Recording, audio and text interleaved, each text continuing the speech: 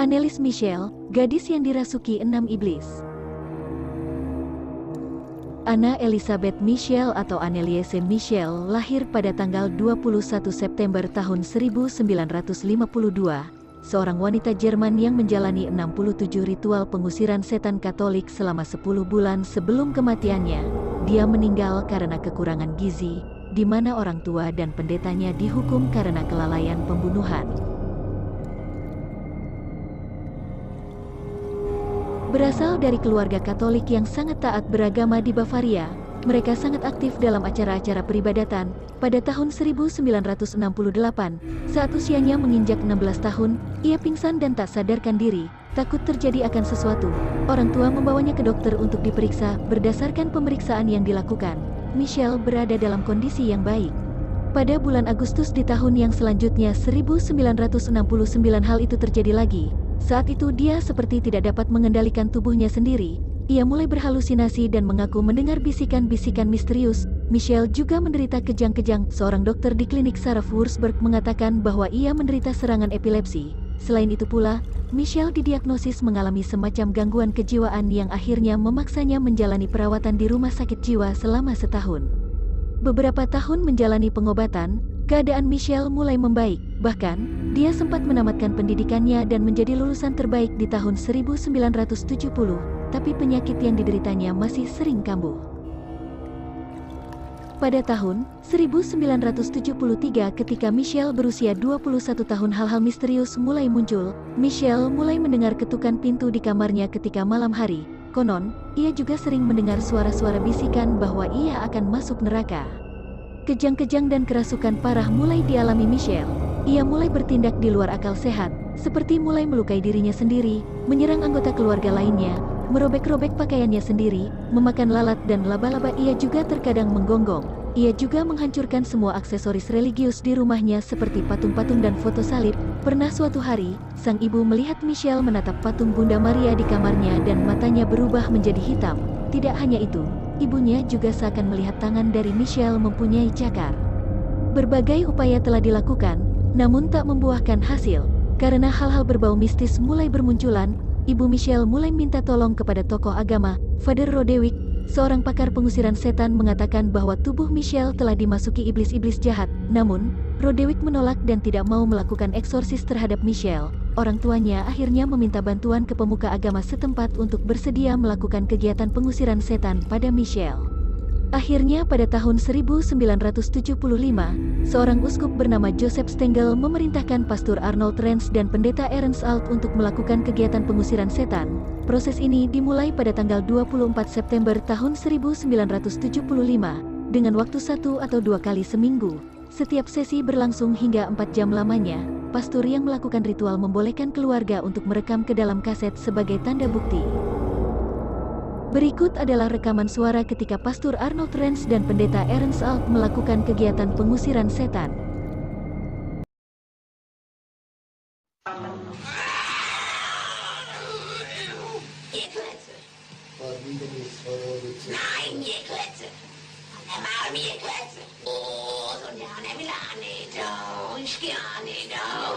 Sind wir schon 3?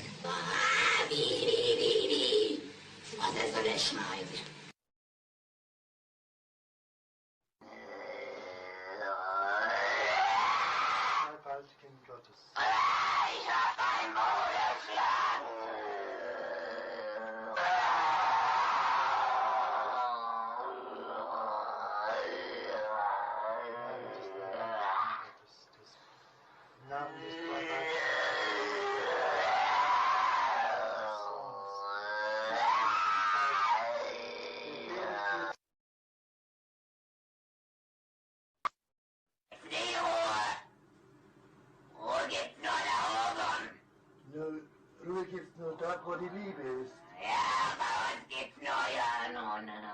Nur Hass. Ja, Und wo nur Hass ist, da gibt's keine Ruhe. nein. Und für uns gibt's nie Ruhe. Nie. Weil Na, Ewigkeit.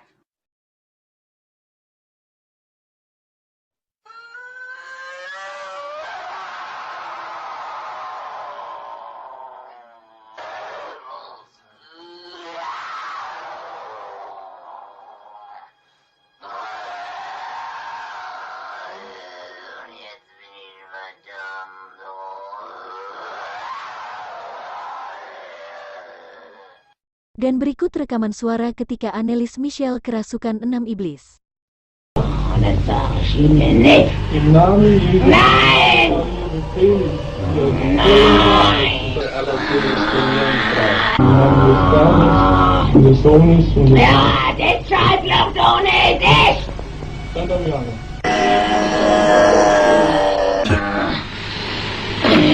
Ja, das ist von mir. Ihr könnt's auch nicht raus! Scheiß euch, was die doof schreien!